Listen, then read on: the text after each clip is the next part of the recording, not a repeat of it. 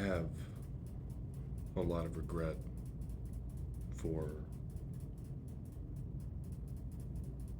not remembering the first time that Mariah and I said, I love you. Um, since she's died, and specifically the immediate weeks following it, I racked my brain trying to think about all the firsts, among other things, to make sure that I remembered them, to try and make sure to sort of concrete them in my mind so that I wouldn't forget. And I remember a lot, but I can't remember, and it's with great pain that I can't remember, the first time that we said I love you to each other. Now, I've dredged up memories as far as I could, but I don't know if I'm in a position where I believe I've found it, or bits of it, or if the shame in that and the regret in that is helping to sort of form an untrue memory.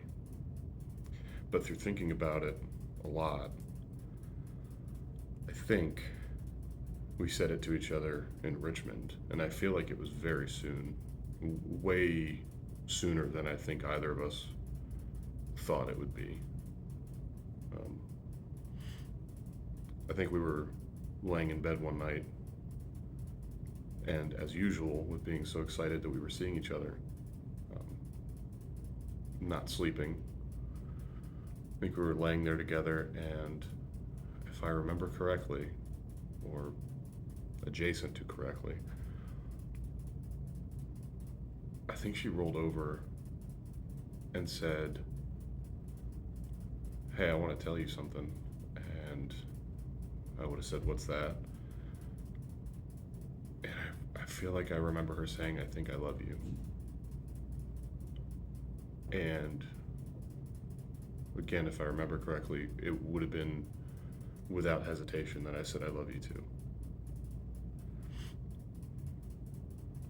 And to be perfectly honest, when it comes to being with somebody, or at least being with that area of my life, until I said it to her, I didn't think I could feel that way for somebody. Once I truly kind of plumbed the depths of that. And I had said it to people before, and I don't mean to take away from that, because I think when I was in different relationships, I'm sure that I meant it to the extent that I could, at whatever point at my life I was at. But it, with no negativity, it was nothing compared to telling her. I think in that moment, that was probably the truest thing I'd ever said, and the truest thing that I'd ever felt, and that would continue, and still does.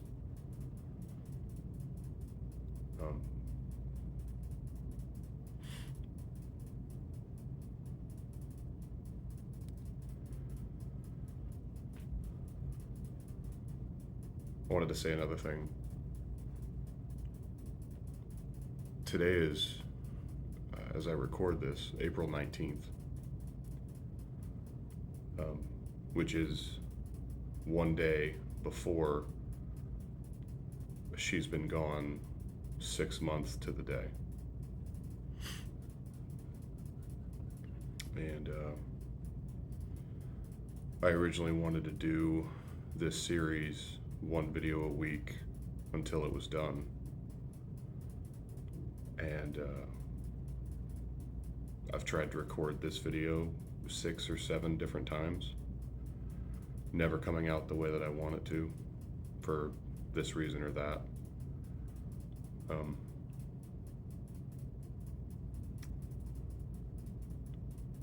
it's, I knew it wouldn't be easy, uh,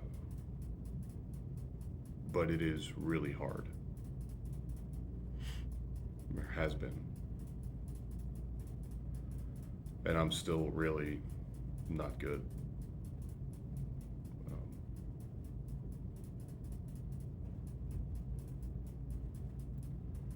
but I wanted to sort of add that I'm probably going to change the plan for what these originally were.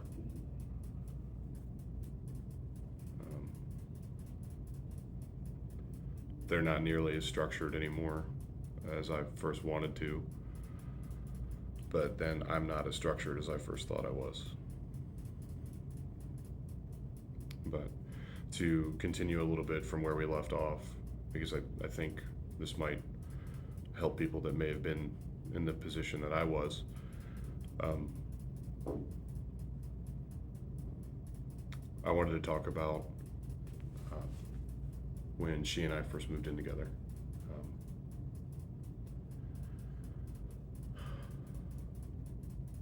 so she was living with her mother in Richmond, the same house that I talked about in the last video.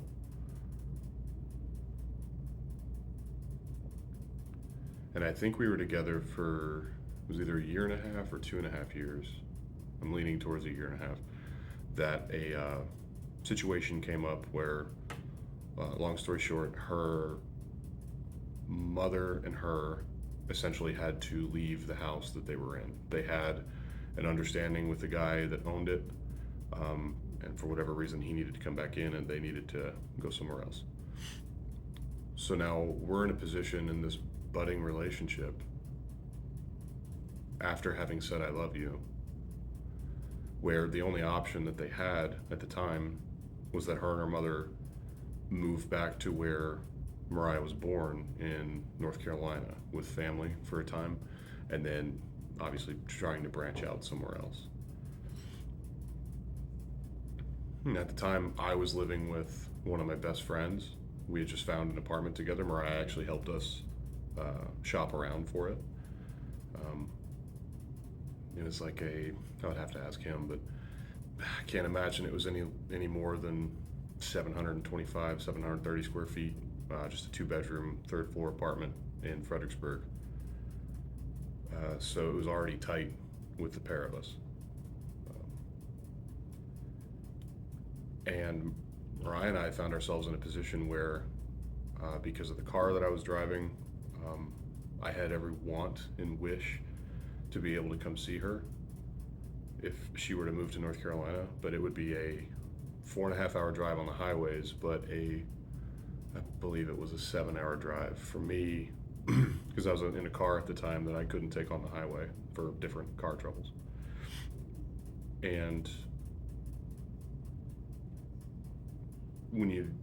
even when you love somebody, I think you need to be realistic about outside factors, especially early on into a relationship. And I don't know if I could necessarily say a year and a half would be early on for most people I see in my peer group, because a year and a half, a lot of people in my peer group, and I'll be 30 in May 2023, a year and a half is like 40 years marriage or something like that. I don't see a whole lot of people in my peer group making it past a year for one reason or another. In any case, I knew that working the job that I had at the time, there would be no way for me to make those trips as much as I wanted to, and that would be every weekend to sustain that relationship. You need to see each other. At least we did. I know that there are people who can make long distance work, but both of us weren't able to do that. There would be, it would be almost cruel for us to make a decision that ended with not being able to see each other.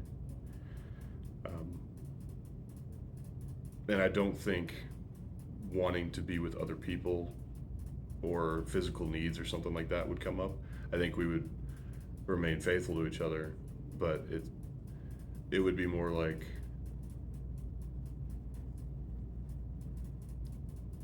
We both just needed each other.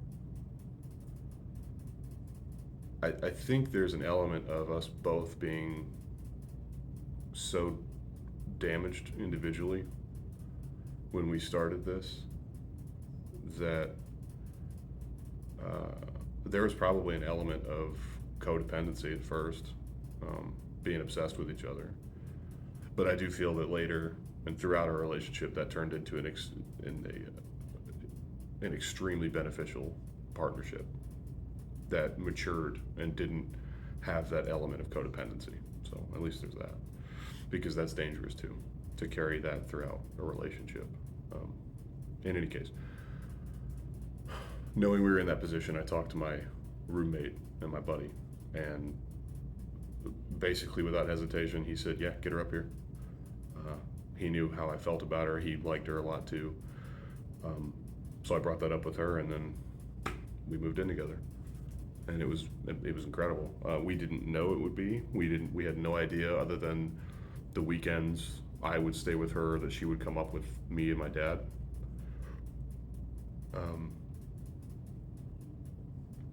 I don't know if she had stayed a weekend yet at my apartment. She must have, but if she did, there were very few. So not enough to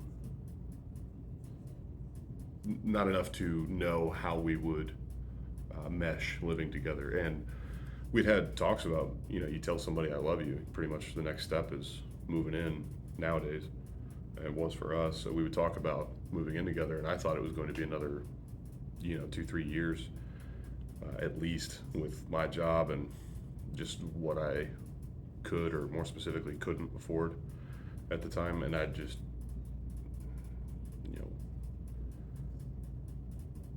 I didn't feel it would be responsible to move in together. And in fact, I kind of leaned towards being married before you move in to begin with, but I'm conveniently hypocritical when it comes to certain things, as many of us are.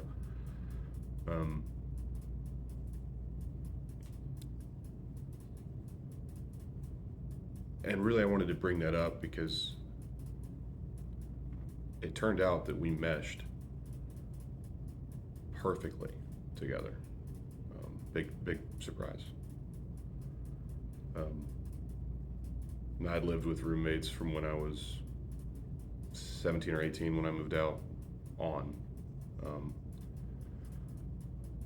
In fact, I think the only time I've ever lived alone is now, sort of. I mean, I have a friend, one of my best friends, living with me in Nashville now, and even before Mariah had passed away.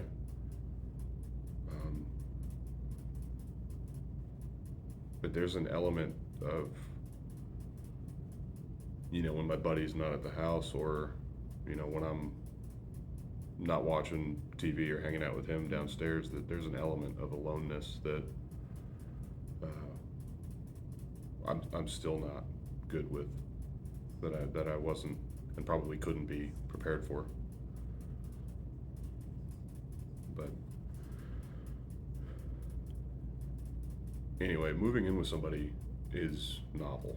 Somebody in the romantic sense, someone you're seeing, is novel. Not only does it show you who the person you're with really is, but it shows you who you are. It shows you what you're prepared to tolerate. You don't realize how much of an encroachment on space it is until you do it. Your space specifically. And it shows you how prideful or how organized or unorganized you can be about your own shit and their shit. And it turned out we lived and had standards that were exactly the same.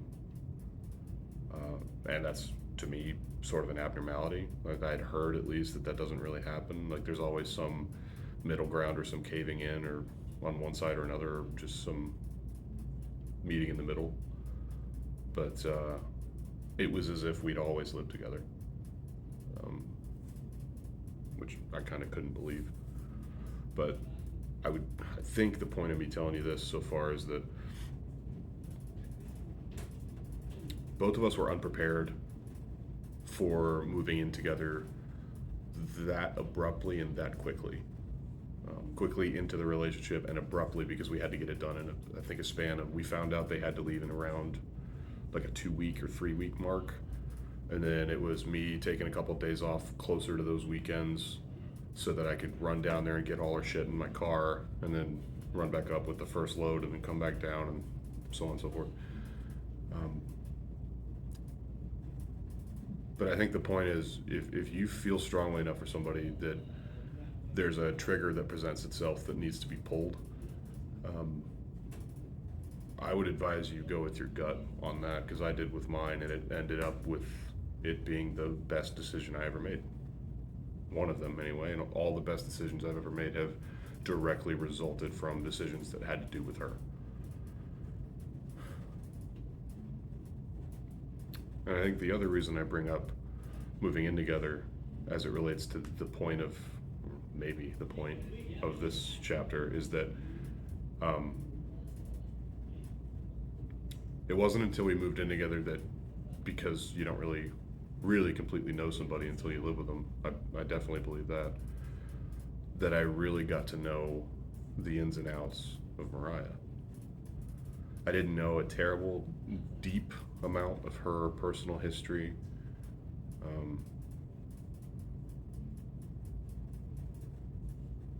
And you don't, again, until you live with somebody, you don't know the ins and outs of them on a day-to-day, hour-to-hour, minute-to-minute level.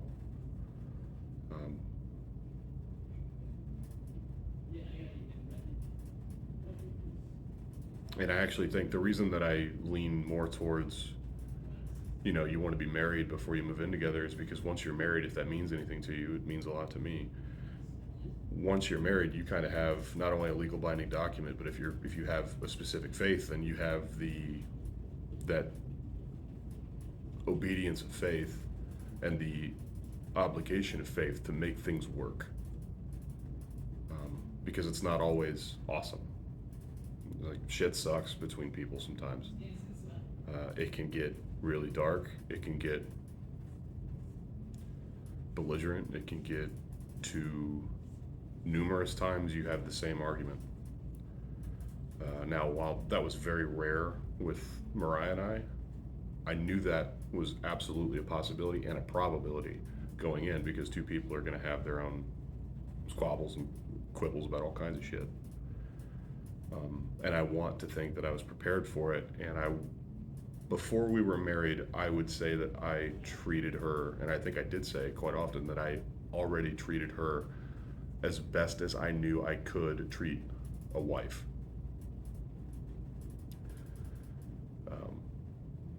But even that changed strongly after we were actually married. Anyway, the point is, I found out quite a lot about her, as you do. And I cannot begin to describe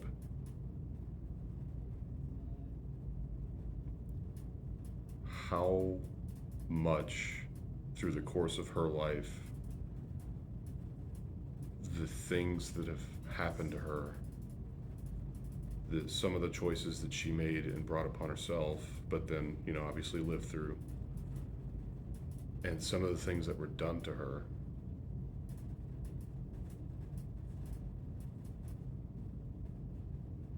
it sort of beggars belief with me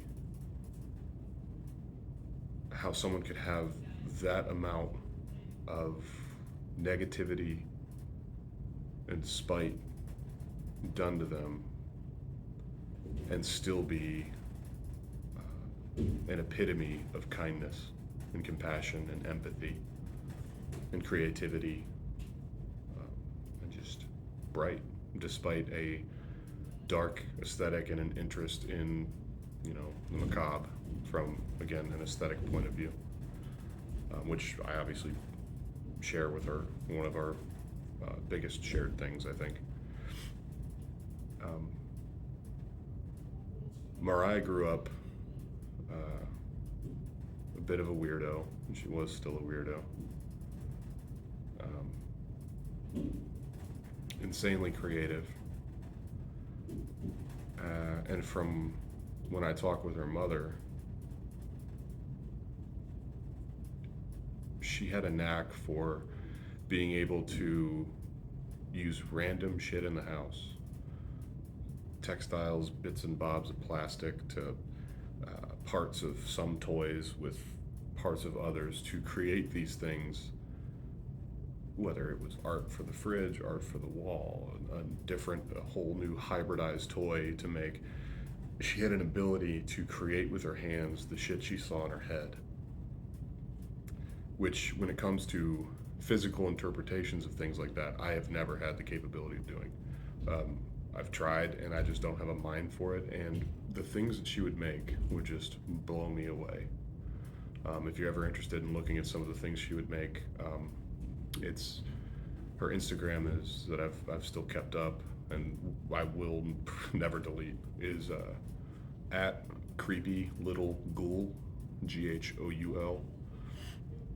And you can see some of the shit she's made. I was lucky enough that, I mean, every birthday, every Valentine's Day, every Christmas, every anniversary, she made me something. She never had any money. Her something that she used to go through that I'll get into shortly sort of prevented her from being able to maintain a regular job.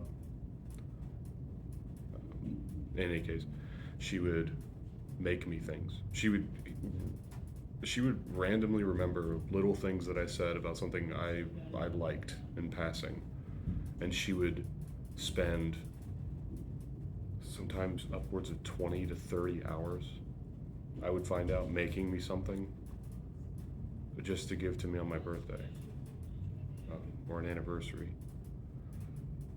And I could spend $100 or $200 on a real nice dinner at a place we like, and a card, and maybe a gift, and an orchid.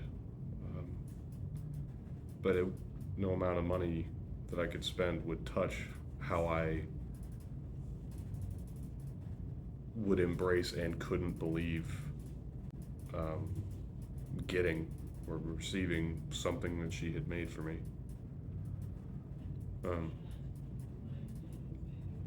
Her creativity was just mind-boggling to me, because again, she was good at it, and then again, my brain just doesn't work that way. Like, I would compare it maybe to, I like writing, but I don't think I'm nearly good at writing as she was with making art, or finding the beauty in things, something that I came to appreciate directly through being with her, and trying my best to see everything how she saw it, because it gave me a lot of joy and brought me closer to her to do that.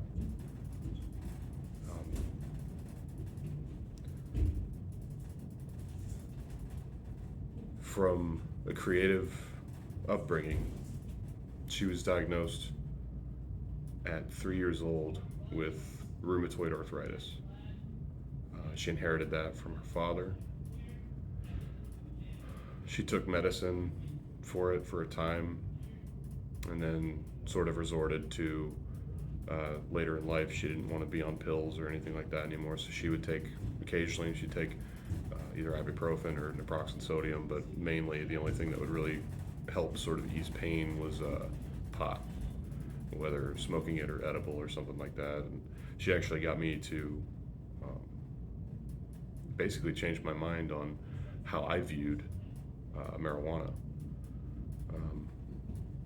which is another thing. She made me open to all kinds of things. I would see the change it made in her, and I would see her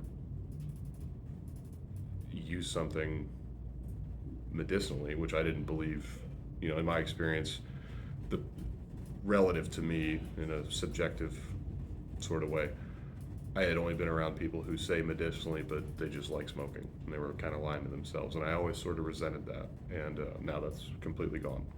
I don't think that way anymore.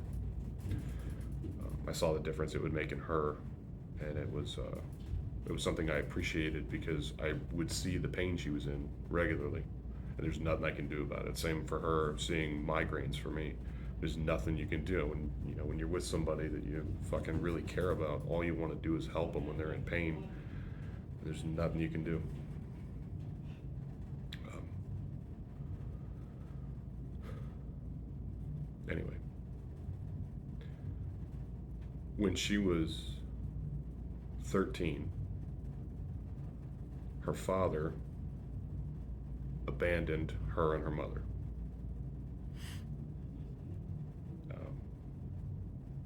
He jumped in a car with some weird lady. Mariah watched it happen. I think he said he was going to get a pack of guitar strings or something. May as well have been the stereotypical pack of cigarettes, because he never came back.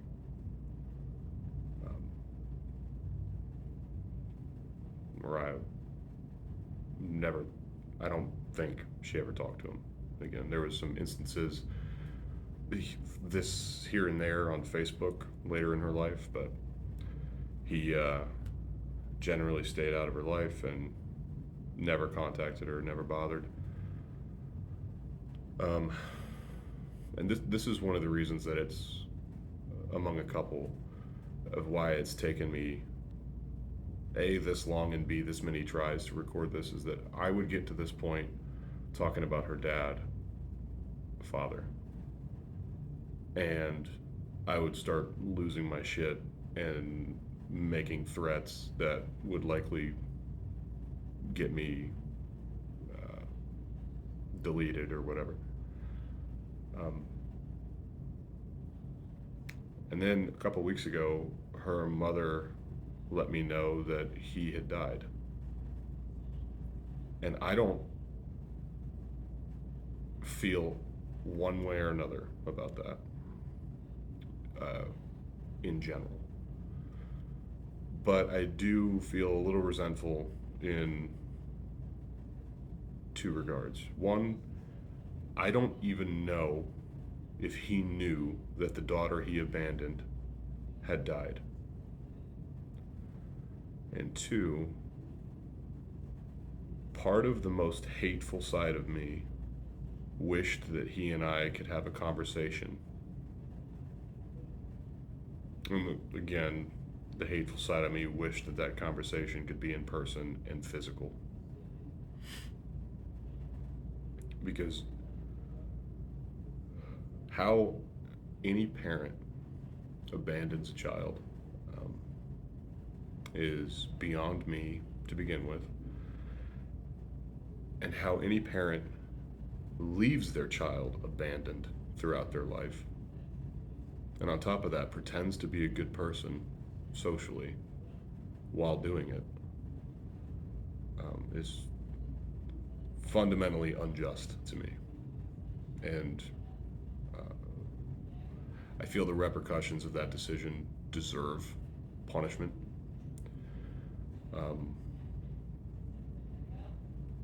But with what I choose to believe in faith, I hope that the first person he had to answer to was the daughter that he abandoned.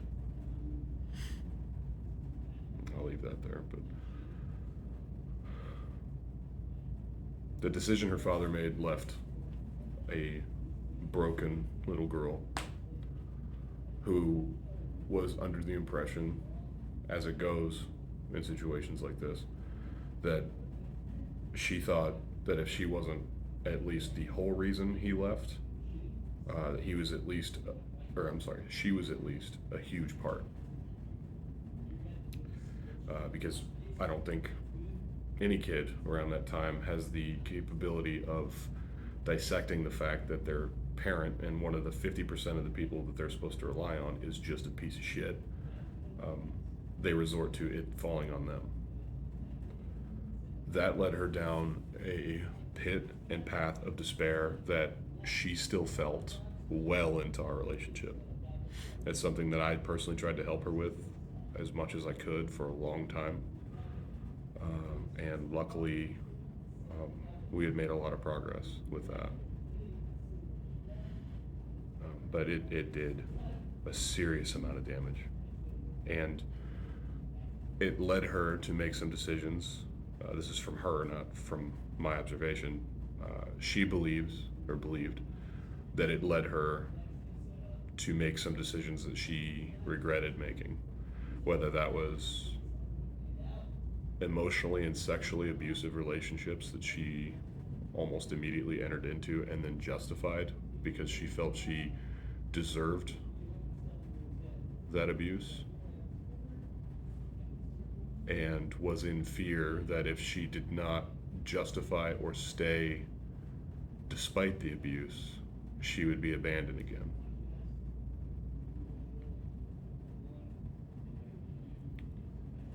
And I won't go into the details of it because we always kept it between us. But the things that she suffered, emotionally, sexually, and physically, with one person specifically, but a handful of people,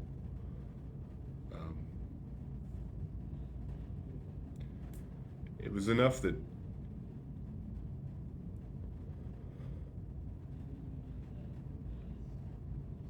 if you knew her, you would have never guessed that any of that would have happened. And if you knew that it happened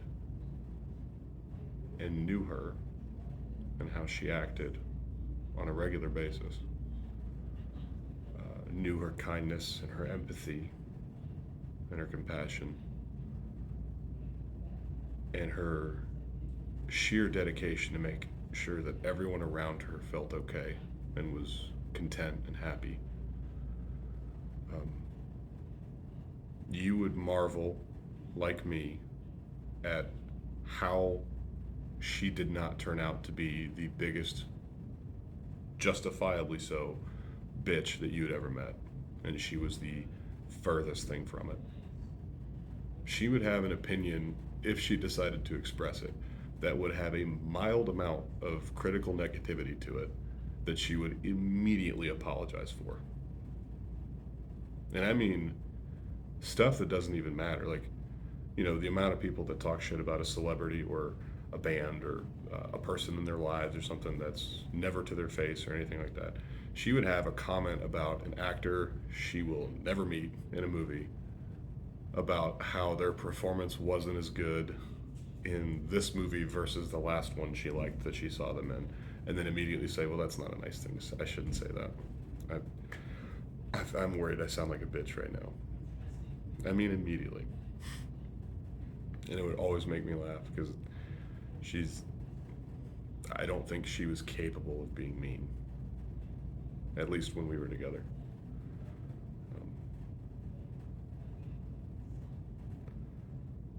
And that, the kindness, compassion, and empathy that she had, that I keep drilling home, is what I think is the driving factor among all the interests we shared, which was everything basically. The love of the morose side of life and the beauty that we both saw in the darker aspects of life. Those characteristics about her are what, to me, let me know that I hit the lottery. I can't imagine a more perfect person to be with. And I say perfect, meaning perfect is impossible. But our relationship was the closest I could imagine to perfect. She was the closest I could imagine to perfect. And I hit the lottery somehow. Now, obviously, I played a part in it, and I take responsibility in that. I did what I could to treat her with love and respect, and to treat her as a human being and my human being. And she absolutely did the same for me. She would hope that she would wake up 10 minutes earlier than me every day just to make me coffee. And I never, ever asked her to. Never expected her. I had no expectations other than the obvious in a monogamous relationship. Um, Her ability to communicate with me was amazing. It made me be better. It made me want to be better. Um, and there's a lot of cliches about what love can be and what love is, and very tired and trite shit. But I guess I'll add to it. I think a lot of what love is that. I think it's a day to day want, an inspired want because of your person, of wanting to be better so that you can do more to, in my case, provide for, to secure, to love, to be more communicative, to be more compassionate, to share more, to love more.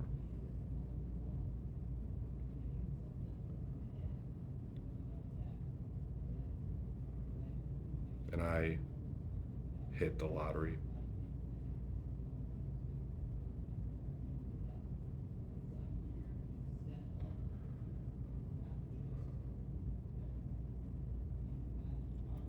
Tomorrow is 6 months, and I've got a couple more of these to make.